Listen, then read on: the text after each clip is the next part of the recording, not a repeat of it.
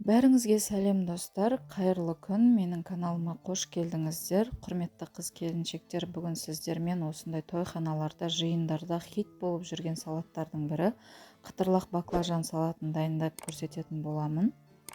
Рецепті жоғалтып алмас үшін менің парақшама тіркеліп қойыңыздар. Алдын ала рахмет. Дастарханыңыздың сәніне айналатынына сенімдімін.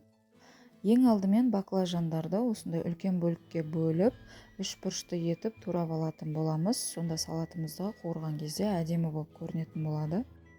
Үлкен көлемді ыдыс алып, баклажандардың барлығын сонда салып, үстіне кішкене тұз салып, салқын суда бірнеше минуттарға бұқтыратын боламыз. Мұқият болғандарыңыз дұрыс, суларыңыз жылы болмау қажет, тек салқын су болу қажет. Қолдарымызбен кішкене тұз суға араластырып жібереміз де үстін тарелкамен бастырып қоямыз. Бұл жағдайда кем дегенде 10 минут тұруы қажет. Уақыты өткеннен кейін баклажандарды судан алатын боламыз. Бөлек ыдысқа салып алғандарыңыз дұрыс болады. Судан құрғатып алған баклажандарымыздың үстіне крахмалды салатын боламыз. Қандай крахмалды алсаңыз да айырмашылығы жоқ. Картоп крахмалды, жүгері крахмалды жарай береді. Егер қолдарыңыз бүлінбесін десеңіздер, осылай араластырып алғандарыңыз дұрыс болады. Майымызды алдын ала қыздырып дайындап аламыз. Қызып тұрған майдың үстіне аз-аздан салып қуырып алатын боламыз. Тығыздап салып жібермеңіздер, ол кезде әдемі болып шықпай қалатын болады. Сары түске дейін қуырылған баклажандарымызды піскеннен кейін алып сіздерге көрсетіп жатырмын. Осындай болып шығуы қажет, қатты күйіп кетпеуін қадағалаңыздар. Баклажандардың іштері толықтай піскен. Мына жерде мен сіздерге баклажанның қандай хрустящий екенін бір-біріне ұрып көрсетіп жатырмын. Баклажанды да мен бөлек ыдысқа салып алдым. Үстіне чили соусын құятын боламын. Жақсылап араластырып аламыз.